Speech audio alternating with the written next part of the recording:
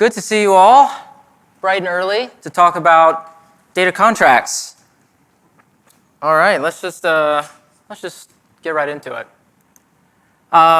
So a little bit about me. I'm Chad. I run a Slack community these days called Data Quality Camp. It has about 5,000 people. We talk about how you do data quality at scale. If you want to join, it's free. There's a link at the bottom there, just dataquality.camp, dataquality.camp/Slack. Prior to that, I was working on the AI platform team over at Microsoft, so we supported a lot of the big data and ML initiatives at Microsoft.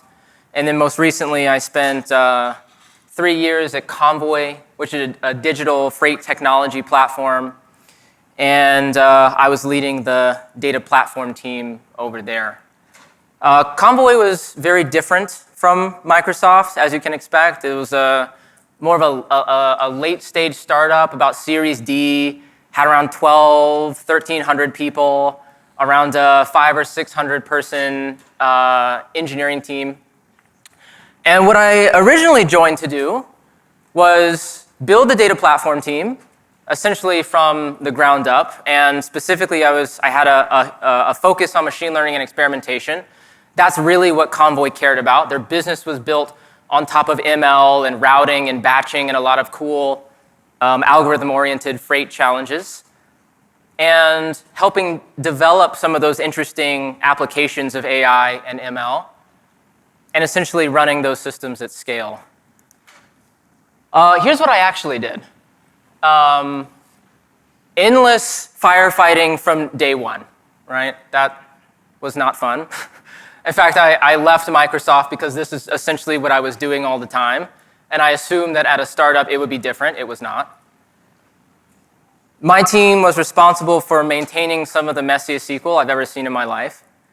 Hundreds of lines of SQL in certain legacy tables, and the amount of code was growing, not lessening. We had pretty poor relationships with our customers, unfortunately.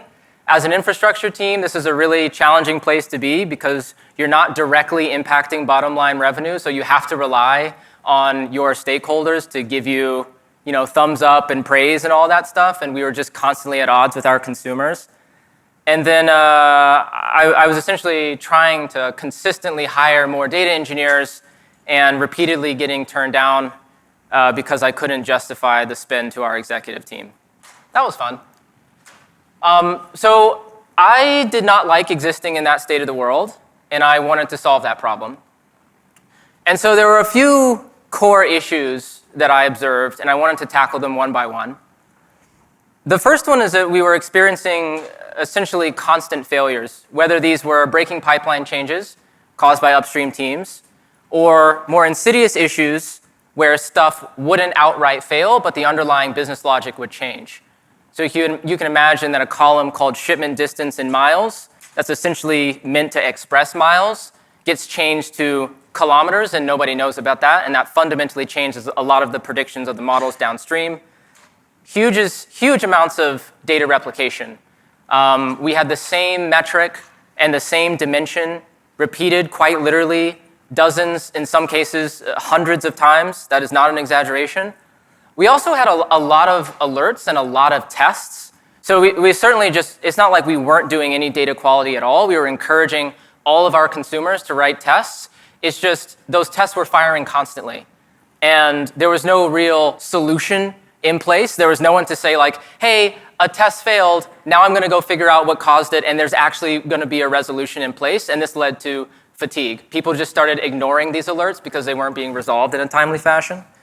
On-call, extraordinarily painful for all the reasons above, and I already mentioned bad relationships. Okay, so root causes. I spent about a quarter digging into the root causes of these issues. The first one I found was a lack of visibility. And what I mean by that is that both the data producer and the data consumer were not aware of each other. So the data producers were essentially, Convoy had a lot of first-party data. They were maintaining transactional databases. Those transactional databases were supporting their applications and their features and all these other cool things, but they were never intended to support machine learning and analytics. And so when changes would happen, like let's say columns would get dropped or column names would change, the producer would not know who they were impacting by that change. So they were essentially operating in the dark. Oh, we were leveraging Snowflake, and Snowflake was, for all intents and purposes, a black box.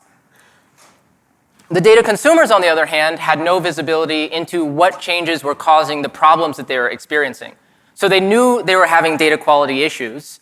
They would start to see data change out from underneath them. Sometimes their pipelines would break, but they just didn't know what caused it. And their primary point of contact was me. It was the data engineering team. And so that's why we got this flood of requests and service tickets essentially endlessly, just because they didn't know who else to blame for some of those issues. And so therefore we became a bottleneck, and basically no team in the company understood how other teams were affecting each other. Second root cause was pipeline evolution. We didn't really have a good method of iteratively evolving our pipelines over time, both as our upstream changes happened or as the underlying business logic changed. So we started seeing a lot more complex filtering being added on top of SQL, basically, to account for those changes. That made the SQL very, very difficult to interpret and parse for anyone that wasn't writing the code. So when someone new came around and they're like, oh, I want to understand how we're calculating margin at Convoy, and they were hit with this 800-line monstrosity, they would just say, I'm not going to spend my time trying to deparse this. I will just go talk to the engineer, understand what the raw data is, and then build my own table. And that's what led to the duplication. So it was a lack of trust in the code that people were writing, and they said, I'll just build my own stuff. And then when you have 5 or 6 or 7 different versions of the same query, that causes a totally different problem. It causes a cost problem and other issues as well. The third root cause was a lack of ownership, or a lack of governance, I guess you could say. So like I mentioned before, the data producers didn't really own the data that they were emitting, at least in the sense that we data people actually care about. And so when things would break, they'd basically say, hey, look, we never signed up to care about these issues, so why should we? And then due to the second point, because we have this sort of spiraling spaghetti SQL and all this other stuff, we saw huge numbers of OBTs, or basically one big table, where people would just say, look, I really don't know what this stuff is. I don't want to maintain it myself. I'm just going to stick my column that I care about on top of this existing table that somebody else owns. And that would happen over and over and over and over again until the underlying table itself, like nobody really understood exactly what it was, and nobody was willing or able to take ownership over it. And so our highest value data sets in the company, like our machine learning models, we had metrics that were being piped into React dashboards and shown to customers. All of that was built leveraging tables that were like fundamentally not owned by anyone. And so when something eventually broke, and it inevitably did, no one was raising their hand to fix it. And so again, all of these issues were routed to the data engineering team. So there's a root cause for a root cause here. And I wanted to understand, that's a pretty unfortunate state of the world, and how did we get here? This is essentially how data evolved at Convoy. Our V0, so to speak, was pure product. So Dan and Grant, who started Convoy, they were going out and talking to truckers at truck stops and saying, I want to build an application that works for them. They didn't care about the data. It was not their prerogative. It was only features and only early services. And next, we started caring a lot more about customer acquisition, things like marketing and sales, and a customer experience around the product came after that. And data here primarily served the function of a support mechanism, right? How much churn do we have over the last 30 days? How many people are using X feature, that type of thing. And with this type of data, it could be wrong, essentially. It was okay for it to be directional. It's just that teams needed it very, very fast. But as we continued down this curve towards, now we actually need to focus on margin optimization. We need to build machine learning models. We need to have better operational efficiency. And finally, we're starting to get regulated by the government. this is where data actually became incredibly important, and accuracy became incredibly important as well. And so the takeaway that I had is that when you're just getting started, the data team is a support function, and data quality isn't really worth the ROI. It's better to move fast, move quickly, not really think about scale. It's okay to be directional. You have a small team. And that's sort of where we were for a large number of years. But then the problem is, once you hit scale, that initial set of pipelines that worked before to solve the support problem doesn't work when you're trying to solve a high-value product problem, or when you're starting to get regulated, or when you're starting to leverage machine learning. So that data infrastructure becomes a massive, massive cost. You're hiring lots of people, you're hiring data engineers and business intelligence engineers and analysts and whatever else, and you have to justify that spend. And now that directional data, not acceptable. You need to have high levels of accuracy. We had machine learning models where we would report on the ETA of any shipment. And a shipper would look at every piece of data and say, okay, well, I'm going to use this to ensure that I have the right number of operations members staffed at that facility at that time. So it couldn't be wrong, right? If we are wrong, that means the customer is wrong, and that's going to come back on Convoy. So accuracy is very high. Data quality becomes a necessity. It's not a nice to have at this point. So when you think about that curve, the business curve, you can also frame it as a curve of use cases for data. And on one end of the curve, you have what I would call like a prototype use case. So these are things, it's okay to be ad hoc, it's okay for there to be some directionality. And then on the far end, you have the production use case, right? Financial reporting is obviously the thing that needs to be as close to 100% correct as humanly possible. AI/ML, same thing. And depending on where your business is, it's going to require a different architecture. So the high-level summary here is that you've got data as support and you've got data as product. Data as support, quick and scrappy, really important to have early on. You've got to be able to move quickly. Doesn't require a ton of complexity. You can do it with a small team. And data as a product needs a little bigger team, really important much later on. It can generate ROI all on its own. It's expensive, but also extremely valuable. Okay, so Convoy was using the modern data stack. And hopefully, I'm sort of preaching to the choir, and modern data stack is awesome, and we all love it. So we were using dbt, Airflow, Fivetran, Tableau. This is basically our stack, what's on the screen here. And this is awesome when you're trying to move fast, right? When you're getting set up, it's super easy to just plug these tools into a Postgres database, pipe some data in, do some relatively minimal checks, do some data modeling, make it very accessible to the entire team, and so on and so forth. But like you've just seen, once you start getting to scale, that speed gets a little bit tougher. So there are some pros and cons to the modern data stack. Pros are self-service, very easy to learn, right? It's all SQL, it's Python, it's stuff that most data analysts and data engineers know off the bat. Easy to implement and not very expensive from the beginning, but the cons are not a lot of great ownership. This garbage in, garbage out problem, there's not an awesome solution for it. Usually you have analysts and data engineers dealing with the garbage, and fundamentally that doesn't scale too well. You get a huge buildup of tech debt. You don't have a ton of context on what the data actually means. This is why you see sort of this influx and excitement about data catalogs. And obviously you are lacking of quality in most cases. So at a very high level, this is kind of what our architecture looked like. Obviously, I'm simplifying it, but we had operational use cases. We stored that in Postgres and MySQL databases. We were doing both regular sort of batch extractions of that data using Fivetran, and we also had a CDC using Debezium via Kafka, and we were piping that into a data lake, and from there it was flowing into Snowflake. Then we were leveraging dbt to do all of our data modeling, and then it would get piped into Tableau and machine learning and all those other really great things. But you can obviously see in the step that's moving the data from our databases into where we're actually storing our data and doing analysis, if things change there, if the data producer decides to drop a column, if they decide maybe They want to completely, decompose that particular service or decompose a monolith. Everything downstream breaks. And this is the problem that I mentioned before, leads to what I call non-consensual APIs.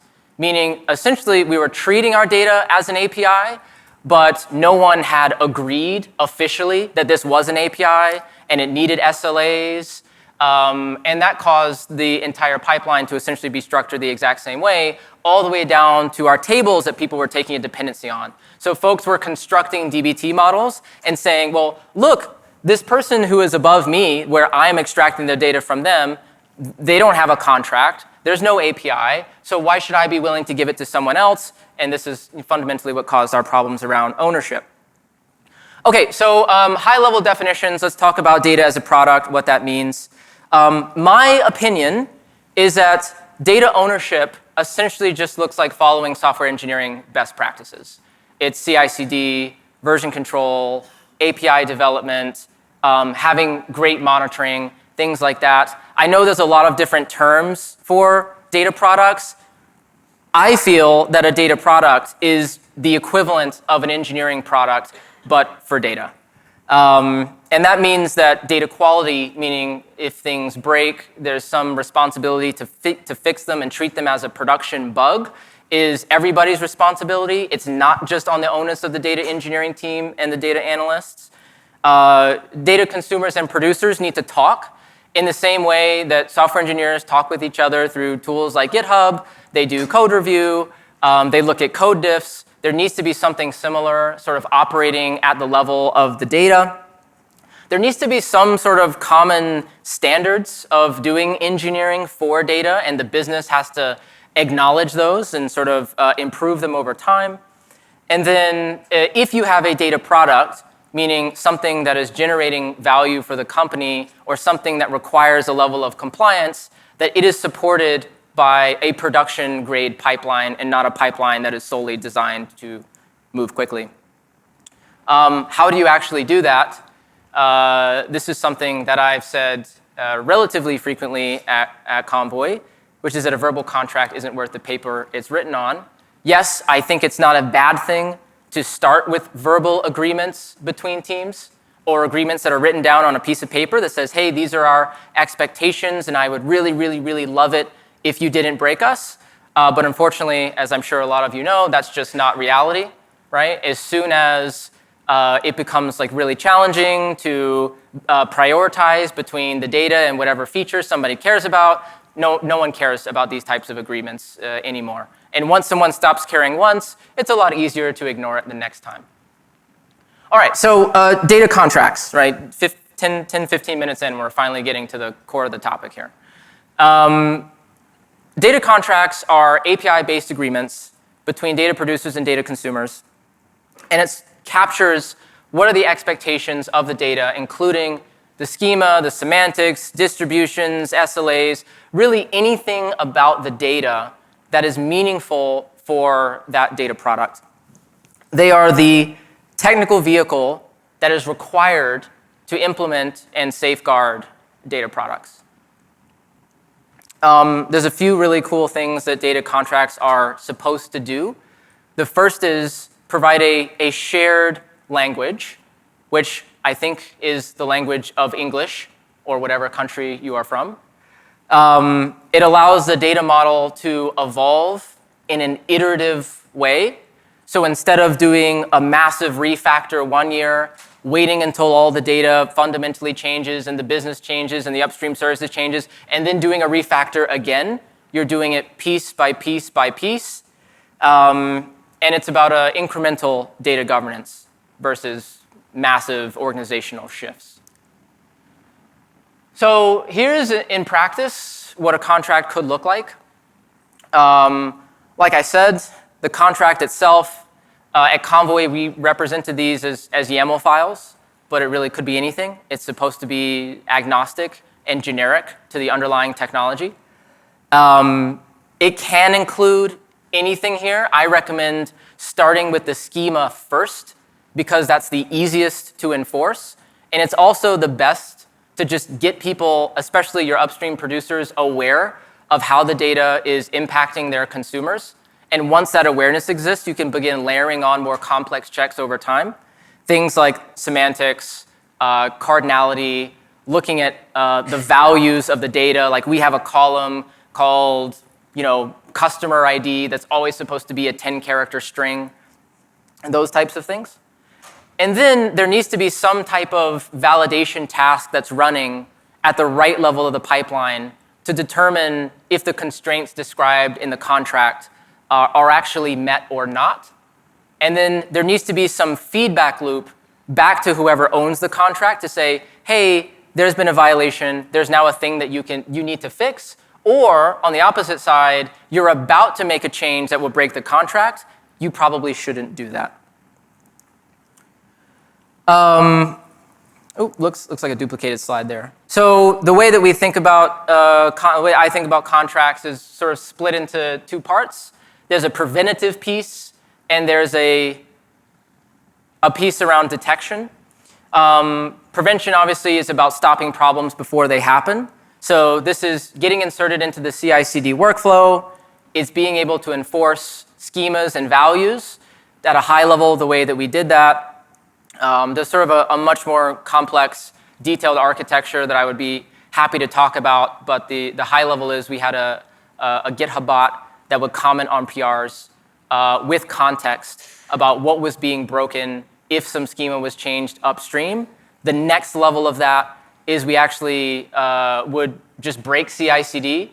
If someone was making a change that violated the contract, those contracts were stored in a schema registry. And then we also had checks at the application code level. So if we detected in that 10-character string example I mentioned before that something was being violated, we would just fire an exception and then point them to the contract and say, hey, here's why this issue happened. Lineage, really, really important.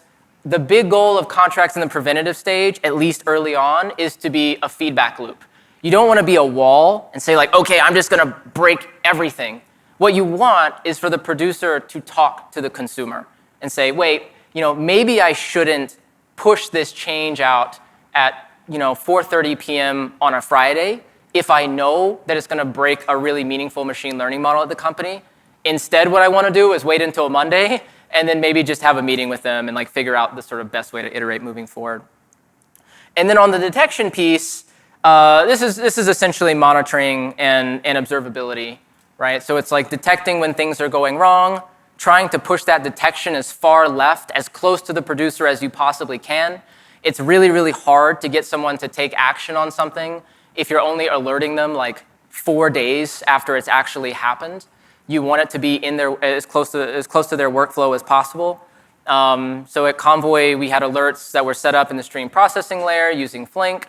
If we detected that there was a violation of the contract using CDC, we would just shunt that off to a DLQ, and we would immediately send feedback to the engineer hey, something failed, go take a look at this. And then also, all of these monitors are supposed to capture the SLA. And ideally, you can report back on that SLA. So you can describe very clearly, here are the violations that we had, here's what we expected to happen, here's what our data product needs to be successful, and therefore, here is the data quality score for our particular data product with all the root causes for why that score has gone down. So I've kind of talked about the what, this is the how. I've sort of described it at a relatively high level. We were storing all of our contracts, at least for schemas, in the Kafka schema registry. It's open source. It's also totally generic. You don't have to be doing streaming in order to store contracts in the schema registry. It has a lot of valuable properties to it. We would then implement the contracts, at least in our production systems, using protobuf. But you can use really any registry, or you can use any type of schema serialization framework. You can use Avro. You could use JSON. If you didn't want to use a Kafka schema registry, you could just use GitHub for that, and it also works totally fine.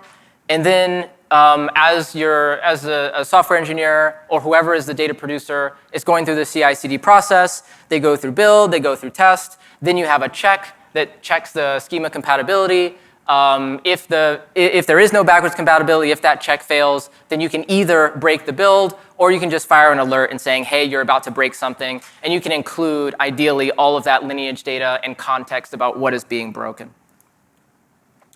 So this is kind of what I just ran through, right? The contracts are stored in a registry. They run during CI/CD. We used column level lineage in order to provide context to our producers. We were using we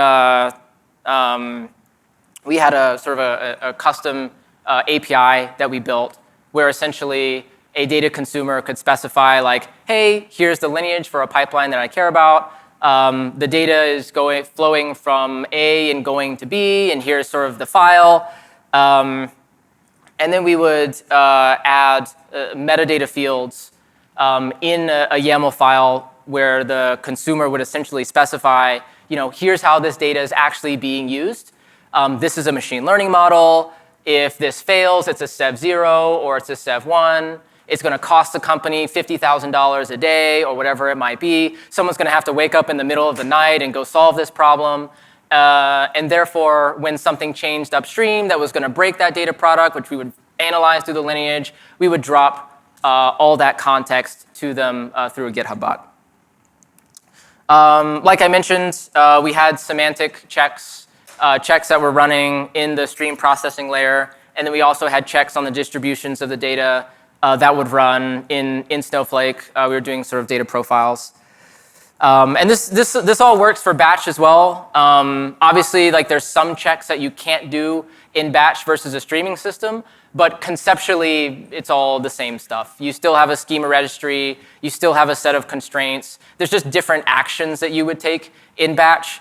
So for us, if we detected that there was like some batch violation, we would just like roll back to a previous version of the data model. Oh, and then we were using a catalog. So I think Mark from Stemma is going to be speaking later, but we were using open source Amundsen for this, and then we eventually moved to Stemma.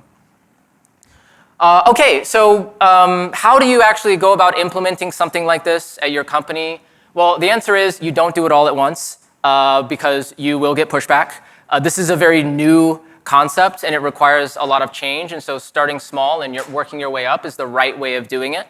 Awareness is the first and most important step. And this is essentially just helping people understand, giving them that visibility that I make a change, here's what I'm going to impact. And as a consumer, someone made a change, and here's how it impacted me. And in that way, you're abstracting a lot of the infrastructure and data engineering teams from that problem. You're basically providing the consumers with a vehicle to escalate their problems directly to the team that caused them. Ownership is next. So this is the actual contract, right? This is sort of the actual piece of code that prevents things from breaking. And this is sort of, at least what I found, was that engineers naturally wanted this over time. Once they realized that they had a lot of important dependencies, they're like, well, yeah, I would actually just not like to have to think about this stuff. And then the next level is the API or abstractions. So one of the ways that we were using Flink was essentially saying, hey, software engineers, instead of having to go and talk to your consumers every single time you're making a change, why don't you just use an abstraction layer? Like I said, we provided Flink. They could query their database. They could vend all the details of the contract to their consumers, and then they could change their databases however they want and not think about it, which was great. And then the last step is the actual rules. So the long tail of constraints, value checks, checks on distributions, et cetera, et cetera, et cetera. This really only comes once the producer is comfortable with taking ownership of the data, and it's probably a larger org level conversation. But the good thing is that if you've followed the previous 3 steps, then everybody in the entire value chain thinks that this is a must-have, not a nice-to-have. And what you're actually negotiating is how much do we want to do? How much resources should we spend on this? Not should we do this at all? So the old world is on the left, right? You've got non-consensual APIs and stuff's breaking and everybody's unhappy. And then on the right, you've got contracts. This sort of beautiful, new, idyllic world where you've got contracts between production systems and your data warehouse, and there's some expectation in place that is also a check. In that way, both the producers and consumers are doing their diligence. And then on the actual data product itself, you have a expectation. So what are some of the incentives for the upstream teams to actually do this? Well, one, like I mentioned before, is just having awareness. I would say 100% of the engineers that I know don't want to deliberately break people if they are told, hey, like this change that you're making is going to, break our machine learning model and through which $100 million flows through every year. They probably won't do that without talking to someone. Or at the very least, you're providing them with context that helps them make trade-offs and sort of balance those decisions. It's also simplicity, so all the tools that I described are generally a part of the tool chain they already use, right? GitHub, Kafka, if they're using Kafka, you could use any other form of sort of pub sub model or streaming system. It doesn't really matter. And then protobuf, Avro, JSON, all of these are things that engineers are very familiar with. Conceptually, it's also very familiar with engineers as well. Really what we're talking about here is integration testing, right? CI/CD and APIs, those are all like very obvious concepts. And it's also increasing their value as well. So instead of just doing work like throwing data that is nonsense and not particularly useful into a transactional system, it was very eye-opening for a lot of the engineers at Convoy. Like, holy cow, like this stuff that I thought was nothing is actually like powering a dashboard that the CEO looks at every single morning. That's just a really cool and insightful thing for them. But the key point, and I just want to call this out, I kind of said it a bit before, but I'll say it again. Data contracts are not for all of your data. Right? They're for the data that really, really matters, and it's for the data products that are adding business value to your company. That makes the sell to leadership much easier. Instead of taking this generic application of data quality and saying, I want this layer of quality and governance across my entire warehouse, you're saying, I want quality and governance for these very particular pipelines. And ideally, you can even track how much business value in terms of money that level of quality has. And this is exactly what happened at Convoy. We had our first application of contracts was our pricing model. About 35% of all the data that flowed into our training set had to get thrown out due to null values. And we used contracts to essentially prove we could reduce that number, thereby making the model more accurate, thereby making Convoy more money.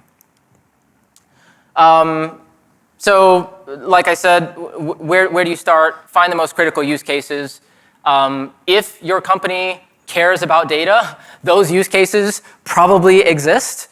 I've talked to hundreds of folks at this point that have use cases just like this, and there's a massive range. It's everything from accounting to usage-based pricing pipelines to machine learning models to metrics embedded in applications to all sorts of other interesting things. Start there, start where the money is, and then gradually expand outwards.